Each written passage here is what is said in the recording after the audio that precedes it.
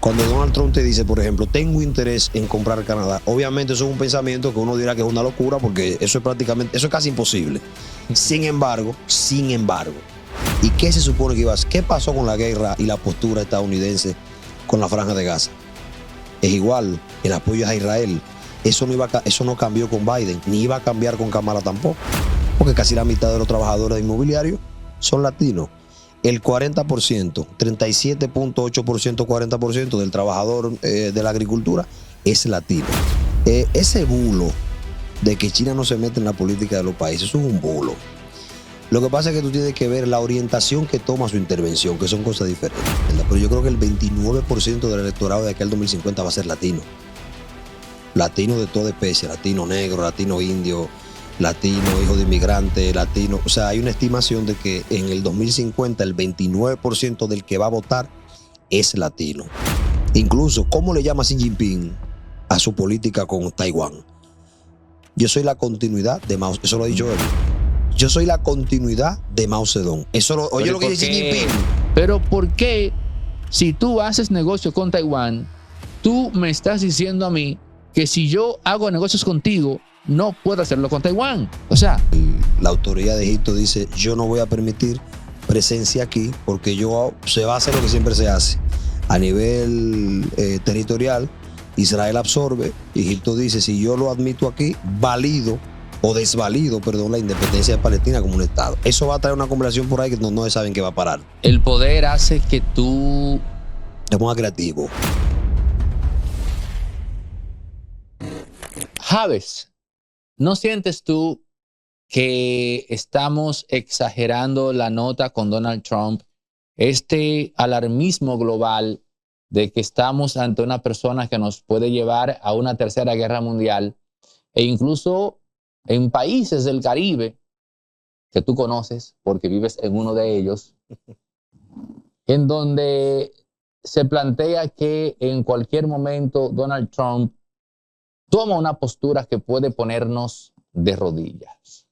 Mira, honesta, la pregunta está súper interesante porque realmente ese alarmismo es parte del diálogo político de Donald Trump. O sea, Donald Trump se comunica de forma alarmista. Donald Trump se comunica de forma volátil, de forma poco ortodoxa. Entonces, cuando tú conoces esa particularidad de un político en su comunicación, tú sabes qué tomar en serio, qué no tomar en serio y qué saber en un momento que posiblemente se trata de una estrategia propagandística. El tema de la migración, yo no le veo ningún tipo de alarme a eso. Creo que se ha creado un bulo en base a eso. Vi a un presidente de Colombia montándose en una ola de manera innecesaria porque tú te vas a los datos. Colombia recibe en el gobierno de Biden 475 aviones. República Dominicana recibe en el 2024 3.600 migrantes. Entonces, ¿qué ha hecho Donald Trump distinto a lo que no hizo los gobiernos de Biden o a lo que no llegó a hacer en su momento específico? Ahora, lo que pasa es que Donald Trump genera un sinnúmero de urticarias, genera un sentimiento, por ejemplo, ¿cómo te digo? No quiero decir de peligro porque eso es muy subjetivo y eso depende de cómo quien lo perciba, pero definitivamente sí se ha creado. Han querido incluso pintar a nivel mediático que el Estados Unidos que entró en el 2025 fue una gestión, o sea, Trump tiene menos de 15 días que asumió en Estados Unidos y se ha querido crear en base a su figura como si uno se dirigiera a una especie de torbellino y realmente no. Realmente el mundo de por sí ya está convulso, ya tiene convulsiones y Donald Trump, lo que sí se ve en él, que es lo que yo veo, es un presidente un poquito más acoplado y que tiene un proyecto de Estado. Y posiblemente hacía mucho tiempo, Neudi, es un punto de vista mío, que no había un presidente que tenga un proyecto de nación como lo tiene Donald Trump, porque Trump entra haciendo propuestas que tú te das cuenta que no es el loco del 2016. El tipo te está haciendo planteamientos que, aunque tú ves un poquito exagerado, son importantes y son concepciones de lo que él está haciendo. Groenlandia. La gente tal vez no se imagina por qué pasa eso. ¿Por qué pasa lo de Groenlandia? Sí, su interés por Groenlandia, que no es la primera vez que se pronuncia. Explícalo. En el 1867, según yo tengo entendido, se hizo la primera propuesta de comprar Groenlandia. Esa propuesta se repite en el 1945. En el contexto de la Segunda Guerra Mundial, se quería comprar Groenlandia a Dinamarca con 100.000 con $100 millones en oro. En el año 2019 él vuelve y hace la propuesta y ahora la repite. ¿Qué pasa en Groenlandia? Groenlandia hay un problema climático y hay un deshiele en el Ártico que está trayendo al diálogo nuevas rutas comerciales. A eso se le suma que en Groenlandia está del 20 al 35% de la tierra rara en el mundo que no se explora.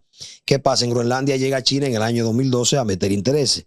En Groenlandia llega Rusia en el año 2014, que luego de que en 1991, con la caída de la Unión Soviética, pierde poderío militar en esa zona y ahora se está viendo un avivamiento distinto. ¿Qué pasa? Donald Trump no quiere quedarse fuera de esa conversación.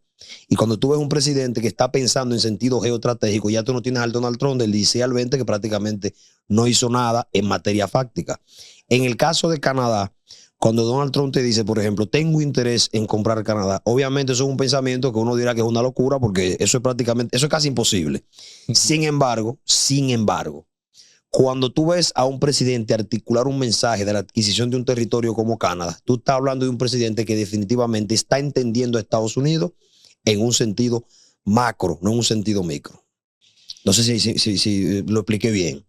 No, te comprendo. Estás hablando de la sensibilidad geopolítica con la que llega este nuevo Donald Trump al poder. Pero continúa con esa ruta geopolítica que sin duda será interesante para la gente que nos escucha. Sí, está súper interesante. Entonces, eso, tú le sumas eso. Entonces, tú vienes con un Donald Trump que tiene una China ahora, que prácticamente él quiere ponerle un muro de contención en la participación comercial de esta parte del mundo.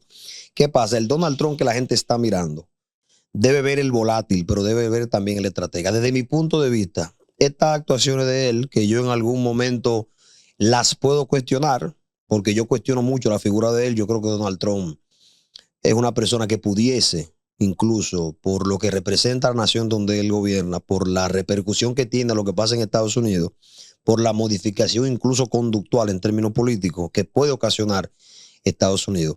Pero es importante que la gente entienda a un Trump que simplemente entendió que el mensaje que necesitaba la nación, el mensaje que necesitaba el mundo, era la permanencia de la potencia. A mí me preguntaron en una ocasión que si a Estados Unidos le convendría Kamala o Trump. Y yo decía, para los fines, no importa quién venga.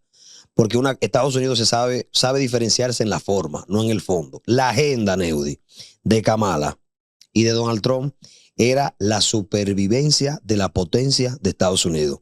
Eso no iba a cambiar que gane Kamala. O sea, iban a tener diferencias en políticas internas en lo interno. En lo externo no hay diferencia. No fue Trump que comenzó o agudizó un problema comercial con China. ¿Quién le dio continuidad? Bueno, Biden. De hecho, apretó, lo hizo incluso un poquito más radical porque se agudizó el problema a tal punto de que hay cosas que no se saben todavía, pero Biden incluso en un momento quiso prohibir que China, en definitiva, comprara tecnología de Estados Unidos. O sea, Biden le da continuidad a un criterio comercial que comenzó o que Trump agudiza, porque eso es más viejo de ahí. ¿Y qué se supone que iba a hacer? ¿Qué pasó con la guerra y la postura estadounidense con la Franja de Gaza? Es igual, el apoyo a Israel. Eso no cambió con Biden, ni iba a cambiar con Kamala tampoco. No sé si yo me doy a entender. Entonces la gente tiene que entender que el Trump que están viendo gobernando, independientemente de qué volátil, porque es su forma de ser, pero definitivamente cuando tú ves a Trump articulando ideas, pronunciándose, es un tipo que se entendió a nivel geoestratégico y creo, al igual que mucha gente, tal vez no que él quiera dejar una impronta, porque no la dejó en un momento, en el 2016-2020. Hay gente que dice que él quiere pasar a la historia. Yo lo dudo. Ahora, yo lo que sí sé que él entendió que lo que está pasando a nivel geopolítico es importante. Y Estados Unidos necesita una cabeza que entienda eso. Ahora, ojalá que lo que él haga de aquí en adelante sea sobre la base del consenso. Porque yo estoy de acuerdo con algo, Neudi. El mundo, y es una frase que dijo Putin en un momento, el mundo es multipolar. Y tú no puedes soportar el mundo sobre la base de una unipolaridad. Entonces Estados Unidos tiene que entender, y es bueno que lo entienda incluso como potencia, que independientemente de que seas potencia, el mundo no se articula sobre la base de Estados Unidos única y exclusivamente. Eso es imposible. Eso es hasta contraproducente en el siglo XXI. No sé si me doy a entender.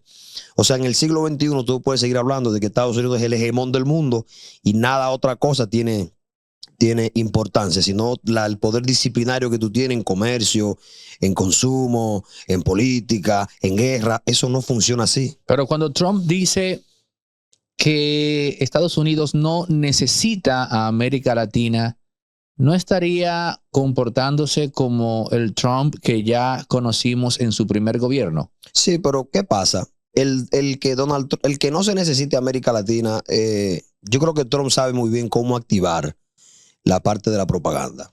Yo me di cuenta que Trump en su primer mandato, a mitad, yo decía que Donald Trump sabe muy bien cómo hacer que los medios de comunicación amplifiquen un mensaje. No puede pensar Donald Trump en entera composición que América Latina no es necesaria cuando Donald Trump es parte de un grupo de empresarios que se beneficia de la mano de obra de América Latina. Donald Trump es millonario de un sector que en Estados Unidos se articula con mano de obra latinoamericana. O el sector inmobiliario allá, ¿cómo se construye? Porque casi la mitad de los trabajadores de inmobiliario son latinos.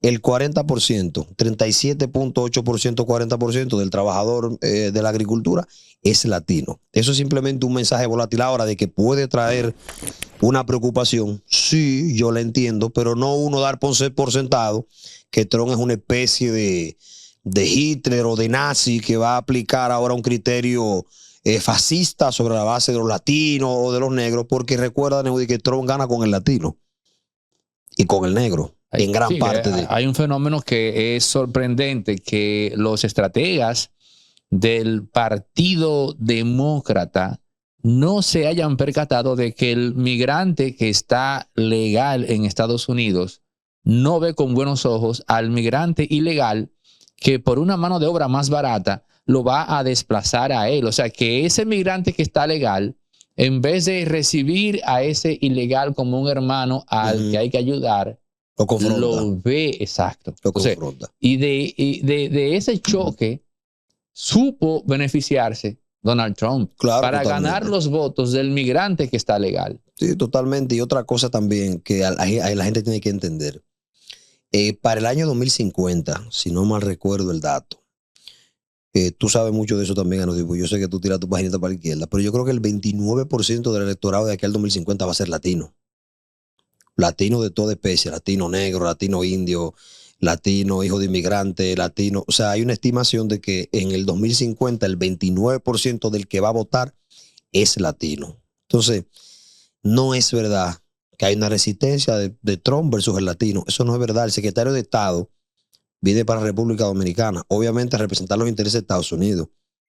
Pero Trump tiene cercanía con el latino, incluso frente a una China que se está acercando a Latinoamérica, frente a una China que acaba de fundar el puerto, no sé si tú sabías, el puerto de Chancay, que tiene muchas expectativas por el nivel de tecnología que maneja, que se estima que va a disminuir el proceso logístico un 42% en operaciones. No es posible que Donald Trump tenga un trato reacio con la América Latina que necesita para consolidar hasta cierto punto un buen muro de contención a nivel económico frente a China. Bueno, eso es una realidad precisamente, la presencia de China en América Latina, pero ese es un fenómeno predecible, porque si hablamos de competencia a nivel mundial, no hay forma en la cual tú puedas contrarrestar la presencia de Estados Unidos sin que eso a su vez no amerite una presencia tuya, en este caso China, en esos territorios donde ya Estados Unidos tiene influencia. Y mira, hay algo, ahora que te escucho, que voy a introducir aquí, lo voy a aprovechar. Se ha hablado mucho de que China no suele inmiscuirse en las políticas internas de los países con los que hace negocio y que Estados Unidos sí suele hacer eso. Eso me parece cierto. Ahora, no querramos esperar a ver un escenario en donde China sea indiscutiblemente la única potencia del mundo para comprobar nosotros si seguirá siendo así. No querramos nosotros ingenuamente colocar a China o llevar a China a esa posición esperando a que inmediatamente después el mundo pase a ser el patio trasero de la gran muralla china y que, mira, el chino sigue respetando nuestras políticas internas. O sea, tener semejante cuota de poder en las manos y que si yo siento que teniendo esto apresuro tal o cual proceso en tal o cual país o en tal o cual región, me voy yo a inhibir de hacerlo. Yo te O voy a sea, decir una cosa, Neo. ese refreno Qué bueno no que es humano. qué bueno que tú mencionas eso. Mira algo. Ese bulo de que China no se mete en la política de los países, eso es un bulo. Lo que pasa es que tú tienes que ver la orientación que toma su intervención, que son cosas diferentes. China no se inmiscuye en políticas internas, por ejemplo, yo diría en términos culturales o en términos sociales, como sí lo hace Estados Unidos. Ahora, en términos comerciales lo hace. Por ejemplo, ¿quién es la empresa segunda al mando del manejo del canal de Panamá? Es una empresa china. Él agarra 4 y hace millonario. 25 millones puedes ganar diario. Son 3 numeritos, más el quemadito. El anotadón puede hacerte rico. Se agarró a 2 y se agarró 3. 50.000, Y si yo agarro los 4. 25 millones. ¡Ay, sí! Y lo quiere más fácil de ahí. Porque él agarra 4, Sí. el anotadón Dominando 3 numeritos. más el quemadito mayor. Bien. De lotedón. Las empresas chinas tienen la obligación en los países que operan de rendir cuentas y de no operar si no informa al Estado de la República Popular de China. Lo que Más en China- concreto, al buró Sí, o sea, a lo que sería como el comité político, para que la gente entienda. sí, claro. En este caso, el comité político del Partido Comunista, ni siquiera, bueno, aunque sería casi lo mismo, ¿no? Al comité político del Partido Comunista. Sí, que son cosas diferentes. Si fuera el gobierno en su totalidad es otra cosa, pero sí. Entonces ese bulo, yo entiendo cuando la gente dice que China no se inmiscuye, porque realmente uno ve una China que participa contigo, pero es una China que no se mete, por ejemplo, con un tema migratorio. A China que le importa, por ejemplo, lo que tú hagas con el haitiano. Si está aquí, si no está aquí. Mientras tú le asegures su cuota comercial y su participación y le resguardes sus intereses, en eso no participa. Sin embargo, Estados Unidos participa, pero también quiere traer una que otra modificación conductual en cómo se maneja una nación. Un ejemplo de eso, que yo sé que China hasta cierto punto no lo haría dependiendo de la dimensión de sus intereses. ¿Por qué se produce aquí una llamada en el 2019? Mike Pompeo. ¿Por qué viene esa llamada? Esa llamada viene, se rumora, son especulaciones, pero es un análisis fáctico. Que cuando Danilo le da la espalda a Taiwán y engancha con China, afecta a los intereses de Estados Unidos. Entonces Estados Unidos se mete incluso, porque yo te voy a hacer una pregunta, eso no es meterte en la soberanía de un país. Porque la gente olvida eso, meterte en la soberanía de un país. Entonces, esas actuaciones posiblemente China no la haga, pero sí en términos comerciales, China tiene incluso un marco de reglas más estricto que el de Estados Unidos en términos comerciales. China es más reacia a nivel comercial que Estados Unidos. O sea, sabe artículos, claro, por algo ha crecido. Hay un libro que te recomiendo que te gusta mucho leer a ti, se llama El Gran Dragón, del año 2022, recuerdo al autor, te lo voy a mandar, se llama El Gran Dragón, que era precisamente cómo China se viene repuntando y habla específicamente de materia fáctica, cómo China se diferencia a nivel comercial de instaurarse en países a establecer políticas de comercio y qué lo diferencia, por ejemplo, de Estados Unidos, qué lo hace semejante y una que otra conclusiones de parte del autor. Por ese es un bulo de que China no se mete en los países. Claro, China se mete. China ¿Sabes lo que también resulta ser más que un bulo, una deformación de la historia de la humanidad? Pensar en esa alianza China-Rusia en contra de Estados Unidos como algo indisoluble. ¿En qué sentido? Tú dices. China y Rusia para acá, China y Rusia para acá como hermanitos que se entienden en todo. Tienen un competidor en común que es Estados Unidos. Y han llegado a un entendimiento para enfrentar a Estados Unidos. Claro. Pero en el momento que Estados Unidos quede en el segundo lugar y China pase a ser la primera potencia del mundo, esa alianza con Rusia comenzará a disolverse. Sí, claro, eso ¿Por pasa qué? entre las naciones. Porque entonces ya Rusia irá precisamente por la posición en la que se encuentra China, que es la de principal potencia del mundo. Esa lógica no falla. Ha sido así durante toda la historia y no será diferente ahora. En el momento mismo que China arriba a la cima, lo que sigue inmediatamente después es una guerra fría entre Rusia y China. Y yo te voy a decir una cosa, y es importante que la gente no lo tome en cuenta. Mira, en Irán está pasando algo muy interesante con el ayatolá Ali Khamenei, que ya va para 84 años. Ya hay un conflicto interno a nivel político porque se dice que cuando venga la transición de la muerte del ayatolá, esa transición del poder, porque él no ha dejado o no ha señalado un heredero. Yo estoy viendo en China el mismo fenómeno que pasó con Mao Zedong. La super China. En Irán. Sí, claro. La super China. La super todo. Pero yo no veo, por ejemplo, que China se está preparando para un proceso de transición de poder. Y eso acaba con las naciones. Y yo creo que eso a la gente... Yo le comencé a prestar un poquito más de atención cuando... Dices a Irán que o sea, ese problema de transición se está dando en Irán. No, y veo lo que pasa con Mao Zedong, porque cuando Mao Zedong muere, China queda céfala por un gran tiempo. Porque 2 años, 2 años. Pero él no supo hacer un proceso. O sea, se dio porque No, se lo dio. que pasó fue que Encholai, que era el sucesor, murió. O sea, También, el plan no le es lo que te salió digo. y quedó la famosa banda de los 4, Y quedó que acéfala estaba por un dirigida tiempo. por la esposa, la viuda de Mao Zedong, que es la que le toca enfrentarse a Deng Xiaoping. Pero Deng Xiaoping, que ya venía de enfrentar exitosamente, digo exitosamente porque quedó vivo, a Mao Zedong, y Mao, aunque lo fustigó, pero lo fustigó de una manera que lo respetó. Uno no sabe si pensar que Mao Zedong, amén del gran poder que tenía, su intuición de poder le llevó a reconocer en su privacidad algo que en público él nunca hubiese admitido, que de toda esa gente que estaba ahí, el único que tenía los ribetes y el material para dirigir China era precisamente Deng Xiaoping. Quizás por eso, amén de que lo fustigó, amén de que lo acorraló, nunca lo hizo a un punto tal que comprometió su vida. Correcto. Él apostó a Encholai, pero, como te dije, muere, se queda la esposa, pero tú dices, bueno, un hombre que enfrentó a Mao Zedong y quedó vivo durante décadas, sabrá cómo hacerse cargo de la esposa. Efectivamente, él termina haciéndose con el poder en China. Sí. Deng Xiaoping, que es para mí, sin dudas, la figura más importante de China en el siglo XX, por encima de Mao Zedong.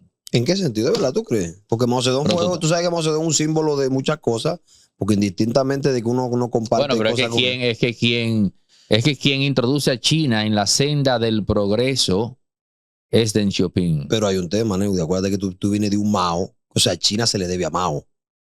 En sentido, por ejemplo, pragmático. China le debe a Mao el comunismo y punto. No, claro, pero digo en sentido pragmático, las grandes reformas sociales de China, ¿dónde pasaron? Y ojo, yo no justifico a ese señor para nada, yo estoy antipo a Es que la gran reforma social y económica de China la trajo Deng Xiaoping. Pero eso fue una plataforma que trabajó Mao Zedong. Pero te digo, o sea, Mao Zedong tiene un nivel, pero Aneudi, todavía ese señor allá en China hoy es sagrado. Incluso, ¿cómo le llama Xi Jinping a su política con Taiwán? Yo soy la continuidad de Mao, eso lo ha dicho él. Yo soy la continuidad de Mao Zedong. Oye lo que dice Xi Jinping. O sea, claro, depende de los términos que él lo dice. Pero para que tú veas cómo ese señor... China, bueno, si lo hacen, sería una locura.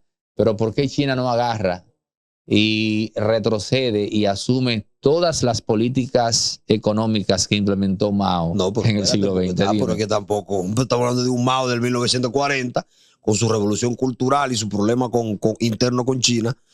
Pero en el 2024, el siglo XXI, yo entendí, y pues fue un mensaje que él manda. Yo soy la continuidad de Mao, y que tú sabes que Mao tiene una postura con Taiwán. Y de hecho, Taiwán, todavía China asume a Taiwán como un accidente, producto de una guerra con Japón. Yo pienso que si el resto del mundo se respetara, no se sumaría a la narrativa de China y Taiwán. Estoy de acuerdo. Y te voy a decir por qué.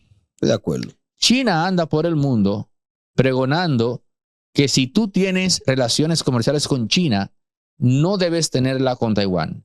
Cuando cualquier político medianamente informado y cualquier persona que se haya leído por lo menos 20 libros en su vida, o menos, sabe perfectamente que el primer gran socio comercial de China es Taiwán. Sí, y claro. que el primer gran socio comercial de Taiwán es China. Es decir, China, a la hora de la verdad, no tiene problemas en hacer negocios con Taiwán. O sea, China se entiende perfectamente con Taiwán y Taiwán con China sin problemas. Entonces, la gran pregunta aquí es, oiga, minuto, pero ¿por qué si tú haces negocio con Taiwán, tú me estás diciendo a mí que si yo hago negocios contigo, no puedo hacerlo con Taiwán? O sea, hay un doble estándar ahí yo no sé si decir doble moral, pero por eso digo, si el resto del mundo se respetara, no se sumara a esa narrativa. Mira que lo que pasa, Neudi. ¿Por qué China hace esa movida comercial? Porque en la psique de Xi Jinping, hacer un acuerdo comercial con Taiwán es validarlo como un Estado independiente. Y eso está totalmente opuesto a la agenda que tiene China con Taiwán, que se dice incluso... Pero ya lo hacen ellos, ya se entienden ellos. Pero sí, pero es el mensaje, ellos. O sea, ellos. Ya tú lo dijiste todo. El mensaje es ese, sí, porque no entendemos nosotros que somos la potencia, que lo mangoneamos. Entendemos nosotros que tenemos la cercanía, lo vemos lo vemos desde el mar. Ellos. Pero si tú le das, si China permitiera, por ejemplo, que Taiwán crezca en términos de acuerdos económicos como tal, tú sabes que está en contra de su agenda particular. Su agenda es Taiwán para ellos, que yo no dudo que lo pueden lograr porque no le veo ningún tipo de esperanza a Taiwán. En el escenario geopolítico, yo tampoco veo un Estados Unidos que le está corriendo un financiamiento militar a Europa, le está corriendo un financiamiento, o sea, está tratando de llevar una política. Yo no veo a un Estados Unidos ahora mismo con su problema que tiene, metiéndote una tropa de que en Taiwán para defender frente a China. Yo no veo a Estados Unidos en eso. El que lo ve, yo lo respeto, pero yo en lo particular, yo no veo a Estados Unidos que sangra por un lado y quiere recoger por ahí para ir a financiar entonces, o financiar no, proteger o dar o tirarse ese pleito al 100% de que de Europa, porque en tema de territorialidad, una guerra entre Europa y China, eso es algo absurdo. Eso es una pedra y se acabó Taiwán. Ahora, se ha hablado del inmenso poder militar norteamericano. Sí, claro, gigante. Y tenemos también que traer a la ecuación el tema de la soberbia. Uh-huh. Hasta qué punto se pueda sobredimensionar internamente ese poder para asumir que se pueden tener tantos frentes abiertos a la vez, que si el frente con China, que si el frente con Irán, que si el frente con Rusia, que si el frente con Israel, por ejemplo. Tienen una hora con Egipto, que parece que es nuevo ahora, con la propuesta de Trump de desplazar la población de Gaza a Egipto. Ya eso va a traer un diálogo también por ahí, porque la autoridad de Egipto dice, yo no voy a permitir presencia aquí, porque se va a hacer lo que siempre se hace. A nivel territorial, Israel absorbe, Egipto dice, si yo lo admito aquí, desvalido, la independencia de Palestina como un Estado. Eso va a traer una conversación por ahí que no saben qué va a parar. El poder hace que tú... Te pongas creativo. Sí, es una... No, pero te voy a poner un ejemplo. Escucha esto, Melvin y el equipo en el set. ¿Tú conoces la estrategia del loco? No, creo que lo escuché. Oye esto pasó. Kissinger y Nixon en una ocasión buscando cómo contener a Rusia y también el tema de Vietnam. Pero me voy con Rusia primero. Kissinger agarra un avión y cae en Moscú y se reúne con su homólogo ruso y le dice, oye, yo vine aquí porque yo ya no encuentro qué hacer con Nixon. Yo estoy cansado de decirle a ese hombre que la opción nuclear no está en la mesa. Que eso ni siquiera se puede pensar en eso. Pero él sigue insistiendo en que sí. Y yo no sé ya qué hacer para convencerlo de que abandone esa idea. Llámenlo ustedes y hablen con él y explíquenle que eso no puede ser. Que eso, o sea, la opción nuclear no es una opción. Háganlo ustedes, ayúdenme, porque yo ya me rendí. Cuando precisamente lo que se quería era lo contrario, tener la seguridad de que Rusia no... Pero ellos sabían que la mejor forma de hacer que Rusia se apretara y abandonara eso, o que garantizara de que no, era haciéndole creer a ellos que Nixon sí estaba dispuesto a eso. Y la manera de llevar ese mensaje fue la estrategia del loco.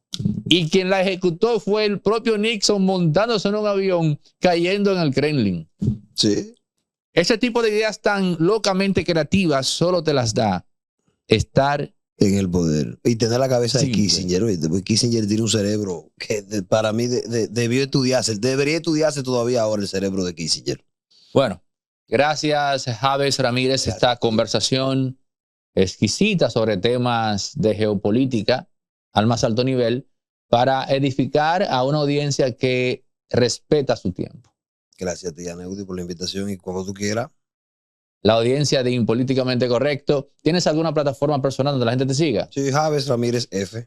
Javes Ramírez F con B alta. Sí, con B alta, mi Instagram. Ok. Bueno, señores, suscríbanse, activen la campana, comenten, compartan, den like, en pie. Hasta el próximo. Pero yo tengo una suplementación cerebral y es a través de los productos Qualia. Qualia tiene productos para el sueño, tiene productos para la memoria, tiene productos para el enfoque mental. Y desde hoy, a toda la gente que quiera tener cuidado de su desempeño cognitivo, en el 829-741-3061, hagan sus pedidos que nosotros le hacemos llegar el producto Qualia, ¿no? Para que esto tú lo tomas con una comida al mediodía o el desayuno, simple, para que en el transcurso del día tu cerebro esté activo, tu cerebro esté fluido, tu cerebro esté en un constante estado de alerta. Este es el producto, 829-741-3061. Ustedes hacen o apartan el producto y se lo enviamos donde esté en cualquier parte del país. Esto es parte de mi secreto para no tener que usar un teleprompter. Señores, recuerden que Resorte Media tiene estudios inmensos con capacidad de 4 a 6 personas, con tomas en movimiento, así que emprendedores, estudiantes, universitarios, empresas, todo aquel que esté ubicando, ¿no?, un setting de estudio para hacer podcast bien ubicado, estratégicamente ubicado en Bellavista, casi llegando a la Núñez de Cáceres. Aquí puede encontrar esos estudios. Figuras como Noel de la Rosa, Eladio Hernández, La Quinta Pata, Anro Rivas, un servidor. Grabamos acá en los estudios de Resorte Media, donde se está gestando la comunidad de influencers o no, comentaristas, analistas locales e internacionales. Están saliendo de acá, de estos estudios. Reimberto Pichardo, no se me podía quedar, Reimberto, el buen amigo Reimberto Pichardo, todos grabando acá en los estudios de Resorte Media. En el número que ves en pantalla, ahora mismo puedes escribir y apartar tu cita para que vengas a conocer los estudios y los planes que tenemos de renta y alquiler de espacios desde 30 minutos en adelante, con capacidad para 4 o 6 personas. Tomas en movimiento y laborando desde las 7 hasta las 11 de la noche. Resorte Media.